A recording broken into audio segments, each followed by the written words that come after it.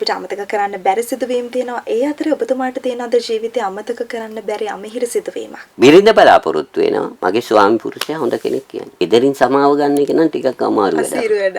අසීරු වැඩක්. ශේෂ්ත්‍රයන් දෙක තරමක් පරස්පරයි කියලා පොලිස් සේවය සහ විශ්වවිද්‍යාල මහාචාර්යවරයෙක් විදිහට මේ අධ්‍යාපනික සේවය කියන කාරණාව. මගේ ආචාර්යවරයෙක් මැව්වා සර් මේවා කරන්නේ කොයි වෙලාවෙද කියලා. Time TV මහාචාර්ය අඩහෝරාව. සයිබර් අවකාශය කියන්නේ නිරන්තරයෙන් වෙනස් වීම් වලට භාජනය වන අවකාශයක්.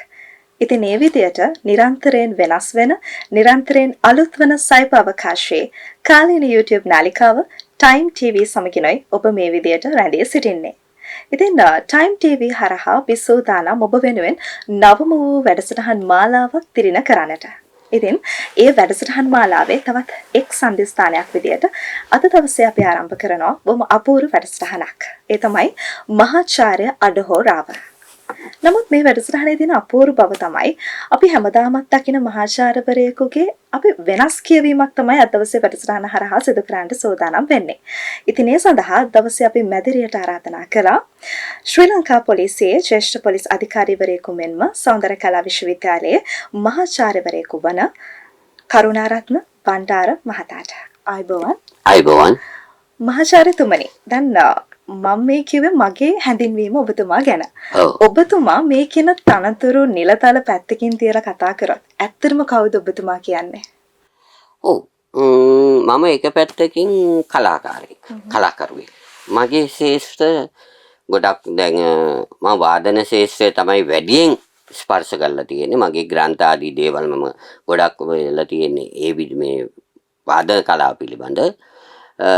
එතකොට කලාකාරයෙක් විදිහට මම හිතන්නේ නිදහස් ජීවිතයක් ගත කරනවා. හැබැයි මේ ගමනට ගොඩක් ප්‍රවීණ කලාකාරයොත් කලාකරුවන් විද්වතුන් ඒ කියන්නේ ප්‍රවීණයන් කොහොම ගෞරවයෙන් සඳහන් කළ යුතු ප්‍රවීණයන් රාශියක් එක්ක වැඩ කළා. ඒ අත්දැකීම මත තමයි මේ කටයුතු කරන්නේ.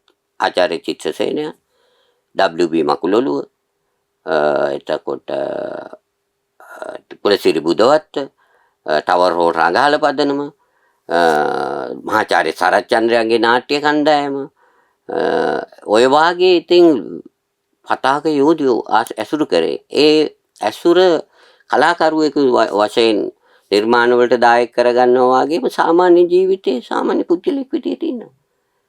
මොකද වෙනස් ශ්‍රේෂ්ඨයකින් වෙනස් ශ්‍රේෂ්ඨ ප්‍රවිෂ්ඨ වෙච්ච කෙනෙක් මම. මම උසස් පෙළ දක්වා වාණිජ්‍ය විෂය ධාරාවක් හදාරලා ඉවර වෙලා ඊට පස්සේ සෞන්දර්ය කලා විශ්වවිද්‍යාලයේ එවකට සෞන්දර්ය අධ්‍යයන ආයතන කැලණි විශ්වවිද්‍යාලයේ ඇවිල්ලා ඒ නර්තන පාඨමාලාවල් හදාරලා ඒ නාට්‍යකරණයේද ඒ වගේ විෂය ධාරාව බොහොම මේකක් තිබුණා. හැබැයි ශිනි මම මේ ඉන්න කාලය තුල මේ තබ්ලා විශාරද විභාගයේ දක්වා එළියෙන් ඉගෙන ගත්තා. ඒකේ විඳිනවා. ඒ විඳීමත් සමග ශාස්ත්‍රීය ලෝකයට ඒක දායක කරගන්නවා. සාමාන්‍ය නිදහස් පුජ්‍යලයක් වශයෙන් ඉන්නවා. මොකද අර ඔබ කියවනේ තනතුරු අයින් කරලා කියලා. ජ්‍යෙෂ්ඨ පොලිස් අධිකාරීවරයෙක් විදිහට එනකොට අපි පුහුණුවක් ලැබලා ඒ මාවතේ ගිහිල්ලා තියෙනවා. කලාකාරයෙක් විදිහට කලාකරුවෙකු විදිහට එනකොට විවිධ භාණ්ඩ, ඒ කියන්නේ සංගීත භාණ්ඩද, බෙරද, අවනද්ද භාණ්ඩද වගේ වාදනය කරලා ඉතින් දැන් මෙච්චර වැඩ කරයි කියලා ජීවිතේ බොහොම නිදහස් වෙන්න කෙනෙක්. අනිවාර්යෙන්ම. ඉතින් බලාගෙන ඉන්න ප්‍රේක්ෂකයන්ට හිතෙන්නට පුළුවන් දැන් මේ කියන මේ පොලිස් සේවය සහ නැත්නම් විශ්වවිද්‍යාල මහාචාර්යවරයෙක් කියන භූමිකා දෙක ගත්තාම තරමක් පරස්පර භූමිකා දෙකක්නේ. නීතිය සහ අධ්‍යාපනය වගේ කලාකාමී අදහස් සහ නීතිය. මේ දෙක අතර තව ප්‍රේක්ෂකයන් දකින්න පුළුවන් යම්කිසි පරස්පරතාවක්. ඔබතුමා ආපස්සට හැරිලා බැලුවොත් මේ ගමන් මඟ තුළ පොලිස් නිලධාරියෙක් විදියට සහ විශ්වවිද්‍යාල මහාචාර්යවරයෙක් විදියට කොහොමද ඔබතුමා මේ ආපු ගමන් මඟ දකින්නේ? ඉතින් දැන් මෙහෙමයි. පොලිස් නිලධාරියෙක් විදිහට මම කෙටි කාලීන දැන් අවුරුදු ගානක පුහුණුවක් නෙවෙයි මාස ගානක පුහුණුවක් ලැබලා ඒ නිල ඇඳුම ඇඳලා ඒ ටික එහෙම ආවට නමුත් මගේ වපසරිය වෙන්නේ මේ පොලිසියේ සංස්කෘතික අංශයේ අධ්‍යක්ෂකවරයා. එතකොට මම ඒක කරන්නේ ගරු සේවයක්. මම විශ්වවිද්‍යාලයේ මහාචාර්යවරයෙක්. එතකොට වෙනත් ජයවර්ධනපුර කැලණිය වගේ විශ්වවිද්‍යාලවලත් මම කටයුතු කරනවා මේ මහාචාර්යවරයෙක් විදිහට. එතකොට ඒ දෙක. ඒ දෙක වෙන් කරලා හඳුනාගත්ත හින්දා පොලිස් සේවය අවුරුදු 27යි විශ්වවිද්‍යාල සේවය 34යි. දෙක පටලවා ගත්තේ නෑ. විශ්වවිද්‍යාලයට ආපුවාම විශ්වවිද්‍යාල ආචාර්යවරයෙක්. විද්‍යාර්ථීන් ඉන්නේ. දුවාලා පුතාලා ඒ වාගේ තරුණ අය ඉන්නේ. ඒ මනස අපි තේරුම් ගන්න. පොලිස් කියන්නේ සබ් කල්චර් එකක් වෙනම තව. ඒකේ වෙලාව නිලය ඒ සියලු ගෞරවය ආරක්ෂා කරගනිමින් නිර්මාණ කරන්නත්. පැත්තටත් මගේ හිත යොමු කරන්න ඕනේ. එතකොට පොලිස්පතිවරු 12 දෙනෙක් එක්ක වැඩ කරලා තියෙනවා. ඍජු එතුමන්ලා එක්ක සම්බන්ධ වෙලා තියෙනවා. හැබැයි උසස් නිලධාරීන්ගේ ඇගීමට ලක් වුණා මිසක් කවදාකවත් අර අපි කියන්නේ පනිෂ්මන්ට් එහෙම නැත්නම් ඒ වාගේ දෝෂාරෝපණයට ලක් වෙන වැඩ මං කරලා නැහැ. ඒකට හේතුව තමයි විශ්වවිද්‍යාලයේ ලැබපු පන්නරය. එතකොට මට පොලිස්පති ප්‍රශංසා 14ක් හම්බෙලා තියෙනවා. අපේ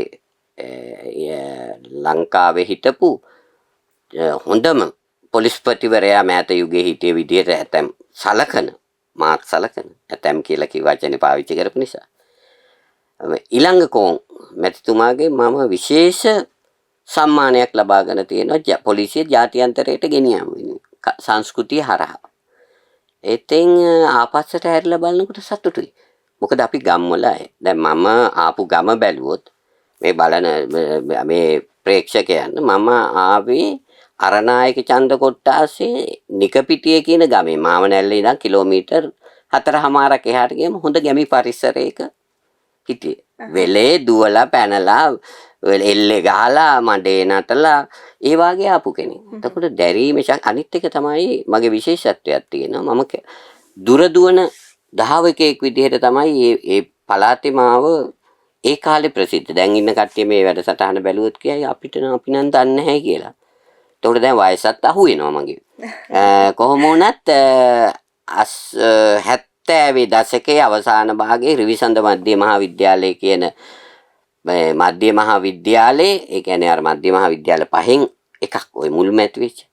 ඒකේ මම 1500 ක්‍රොස් කන්ට්‍රි කියන රටහර ඉඳලා ඊට පස්සේ ඔය තියෙන අවුරුදු උත්සවද විශේෂ වේවා එල්ල කෑගලු දිස්ත්‍රික් රෙකෝඩ් එකක් තියපු කෙනෙක් දුර දුවනු.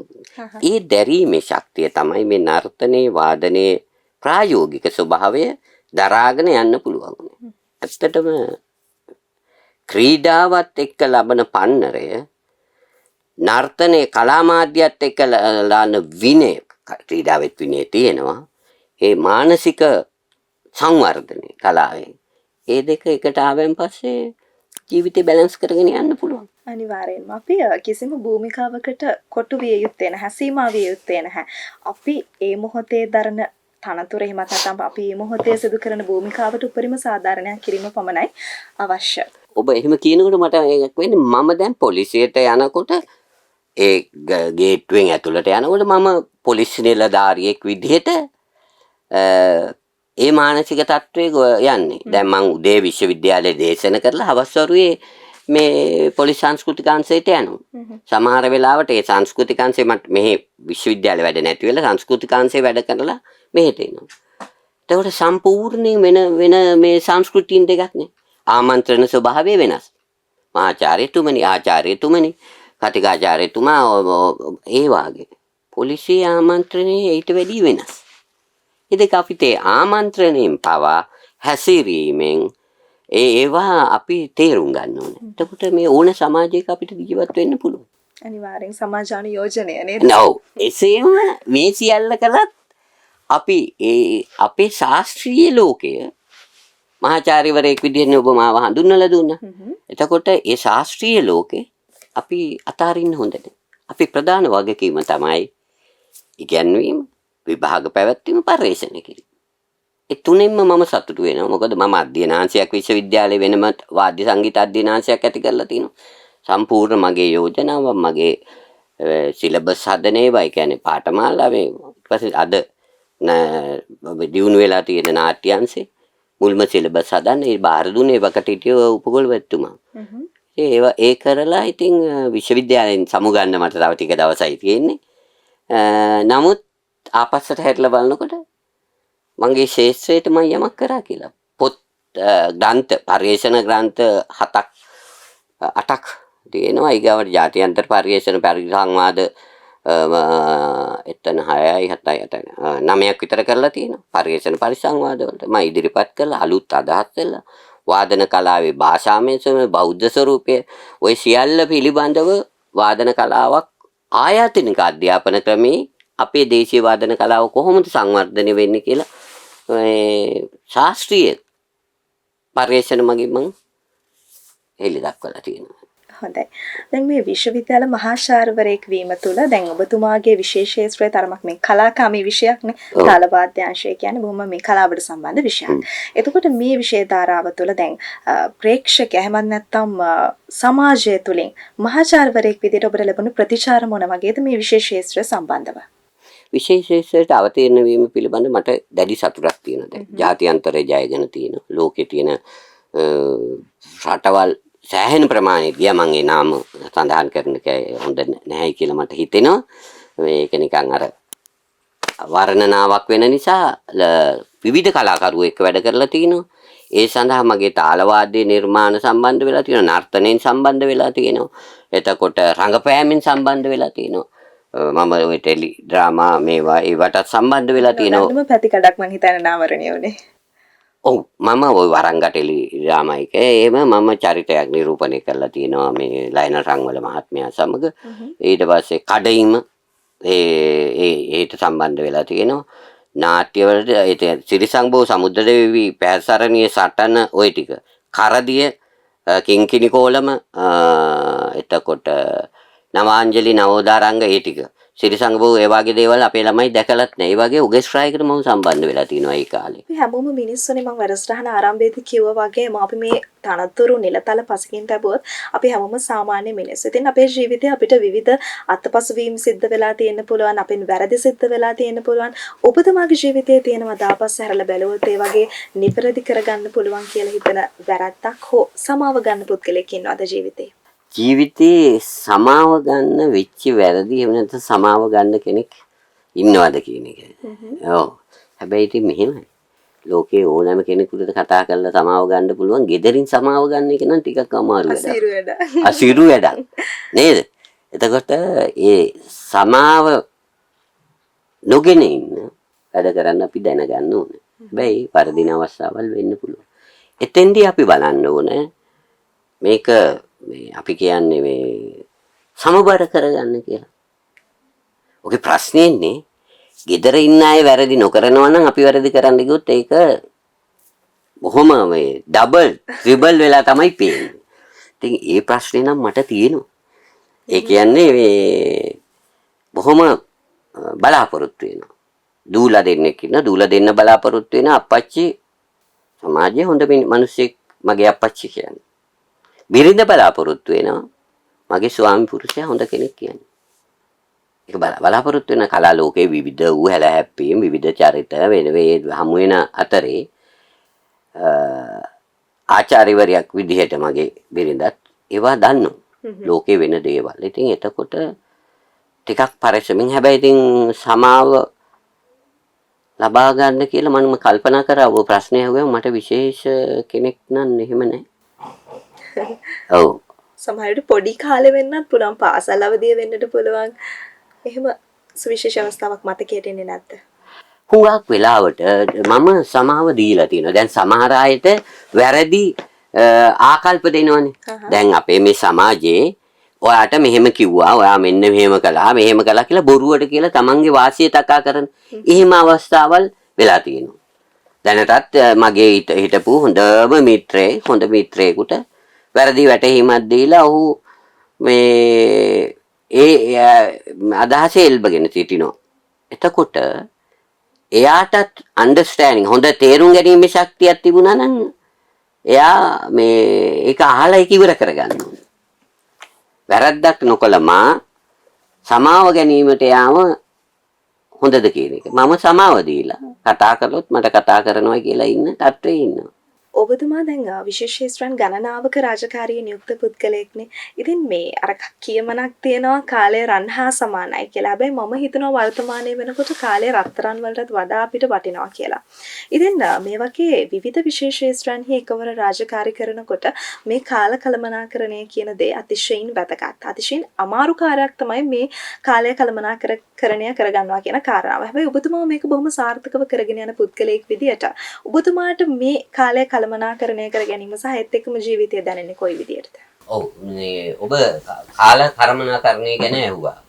ඔව් ඒක රත්තරන් වලට වැඩිය වටිනවා. මොකද ඒකට මට හොඳ උත්තරයක් දෙන්න තියෙනවා. මේ මගේ ග්‍රන්ථයක් මේ 19 වෙනිදා උඩැක්කි වාදන කලාව සහ නිර්මාණකරණය කියලා පරිශන ග්‍රන්ථයක් මේ ජූනි 19 එළි දැක්වෙනවා. මේකට සඳහා මම මගේ අධ්‍යනාංශයෙන් බැනර් එකක් දැම්මා. මේ මෙහෙම එකක් තියෙනවා කියලා. මගේ ආචාර්යවරයෙක් මැහුවා සර් මේවා කරන්නේ කොයි වෙලාවෙද කියලා. හරිද? එතකොට අපි දැනගන්න ඕනේ වෙලාව නෑ කියන්නේ වෙලාව තියෙනවා කියන්න හදාගන්න. දැන් මේ පරිශන ලිපිලියනවා ග්‍රන්ථමය කරනවා ඒ වගේ පොලිස් සංස්කෘතික අංශේ මම කරු සේවයක් කරන්නේ ඒ මම නිර්මාණ කරනවා. එතකොට මේ නිර්මාණ ජාත්‍යන්තර තලයට යන ඒවා හුඟක් ඒවා මොකද ජාත්‍යන්තර පොලිස් සංවිධානයේ නිලධාරීනේ වෙනවා ඒ අයට අපේ ශ්‍රී ලංකාවේ තියෙන සංස්කෘතිය පෙන්නලා අපේ මේකයි තියෙන කල්චර් එක කියලා අපි මේව කරනවා. එතකොට අද මේ පටිගත කරන අද 6යි 16 වෙනි දිනත් අපි දැන් විදේශයෙන් එන මේ කණ්ඩායමකට මේ කොළඹ සංදර්ශනයක් තියෙනවා. පොඩි පෙරහැරකුත් කරනවා අපේ සංස්කෘතිය. ඉතින් මේවා අපි ඇත්තටම මහා විශාල දේ විදිහට හිතලා මේ කරන්න වෙන්නේ අත්දැකීම. අත්දැකීම තියෙනවා මේවා සංවිධානය කරන්න පුළුවන්. අනිවාර්යෙන්ම හැමදේම වෙනස් වෙන ලෝකේ කලාව විතරක් නොවෙනස්ව තියෙන්නේ නැහැ. මේ කලාව අනාගත පරම්පරාව තවත් යාවත් කාලීන කරමින් ඉදිරියට රැගෙන යා යුතුයි. ඒත් ඔබතුමා කිව්වා වගේ අර සියලු සම්ප්‍රදායන් සංස්කෘතික කටයුතු ආරක්ෂා කරගනිමින් එක තමයි වැදගත්ම කාරණාව. ඉතින් කලාව ගැන මේ විදිහට කතා කරද්දී අවසන් ප්‍රශ්නේ විදිහට මම ඔබතුමාගෙන් අහන්න කැමතියි. ඔබතුමා දැන් මේ වැඩ කරන විශේෂ ශාස්ත්‍රයන් දෙකේ මත නැත්නම් පොලිස් සේවය සහ මේ මහාචාර්යවරයෙක් විදිහට විශ්වවිද්‍යාල මහාචාර්යවරයෙක් විදිහට මේ රැකියා දෙක අපි ගත්තතින් ඔබතුමාට මේ දෙක හරහා සමාජයට දෙන්න පුළුවන් උපදේශනයක් නැත්නම් පණිවිඩයක් තියෙනවා නම් අපි ඒක ගැන අනිවාර්යයෙන්ම ප්‍රේක්ෂකයන්ට ලබා දෙන්න පණිවිඩයක්. ඔව්. දැන් මේ ශේෂ්ත්‍ර දෙකක් විදිහට පොලිස් නිලධාරියෙක් වුණාට මගේ කලාව හා සම්බන්ධ නිර්මාණ සහ සම්බන්ධ පොලිස් නිලධාරීන්ගේ මානසික සුවය ඇති කිරීම සම්බන්ධ විදේශීය රාජ්‍ය අමුත්තන් පිළිගැනීම විදේශීය රාජ්‍ය අමුත්තන් වෙනුවෙන් අපේ කටයුතු මේ සංස්කෘතික කටයුතු කිරීම එතකොට ඒ වාගේ කාර්යභාරය පැවරෙනවා. හැබැයි ඒ කාර්යභාරය යන්න ඕනේ පොලිස් දෙපාර්තමේන්තුවේ තියෙන නීතිමය පද්ධතියට අනුගතව. කලාකරුවෙක් කියලා මට ඕන දේවල් කරන්න බෑ. එතකොට එතන වෙන්නේ අපි ඒ දෙපාර්තමේන්තුවේ තියෙන නීති රීති අනපනත් වලට එකඟ වෙලා ඒවත් එක්ක කලාව ඒකට සම්බන්ධ කරලා ගෙනියන එක. මොකද මගේ අධීක්ෂණය යටතේ නිලධාරීන් මං හිතන්නේ 130 ගණක් විතර ඉන්නවා. එතකොට ඒගොල්ලෝ විවිධ තනතුරු වල වෙන්නවා. පොලිස් පරීක්ෂක තනතුරේ ඒ වගේම ජේෂ්ඨ මේ දැන් මගේ තව ඉන්නවා ජේෂ්ඨ පොලිස් අධිකාරිවරයෙක්. එතකොට ඒ වගේම මට උඩින් තව පරිපාලන ව්‍යුහයක් තියෙනවා. ඒවා අපි තේරුම් බේරුම් කරගෙන යන්න ඕනේ. ඒ එක්කම විශ්වවිද්‍යාලයක ඔබ දන්නවා වෙනස් වෙනවනේ මේ අපි මේ සිලබස් වෙනස් වෙනවයි කියලා කියන්නේ. වර්ෂ 5න් 5ට 4න් 4ට මේ වෙනස් වෙනවා. ඒ විශේෂාවත් කාලීන වීම සහ ඒට අවශ්‍ය කිරීම අපි සතු වගකීම මහාචාර්යවරු විදිහට. අපි ඒකටත් අනුගත වෙන්න ඕනේ.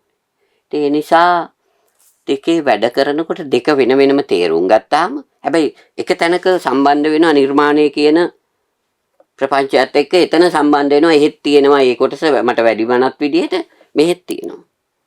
එතකොට එතෙන්දි ගැටලුවක් වෙන්නේ නැහැ. අනිත් ටික ඉතින් අපිට විශ්වවිද්‍යාල නීතිය සහ පොලිස් දෙපාර්තමේන්තුවේ නීතිය දෙක අවබෝධ කරගත්තාම අපිට මේක ගැටලුවක් නැතුව කරගන්න පුළුවන්. අනිවාර්යෙන්ම අපි ඕනෑම විශේෂ ශාස්ත්‍රයක කටයුතු කරනකොට අනිවාර්යෙන්ම ওই කියන කාරණා වැදගත්. ඔබතුමාට තවත් යමක් එකතු කරන්න තිබෙනවද? ඔව් ඇත්තටම අපි අපේ මේ වැඩසටහනේ කාල කල්පනාකරණය කියන වචනේ අපි භාවිත කරා. ඒ භාවිතයත් එක්ක අපිට බෑ කියන සංකල්පේ නැහැ කියන සංකල්පෙන් අපි බැහැර වෙන්න ඕනේ. නේද? ඔව්. ඉතින් විශ්වවිද්‍යාලයේ දරුවෝ වුණත් අපි ඉදිරියට ගෙනියන්න විශ්වවිද්‍යාලේ නොවුණත් තරුණ අයට අපි උදව් කරන්න. ඒ උදව් කිරීමේදී නිවැරදි මාර්ගය අපි පෙන්නලා දෙන්න. නිවැරදි මාර්ගය පෙන්වන්න නම් අපත් යාවත් කාලීන වෙලා ඉන්න ඕනේ. නේද?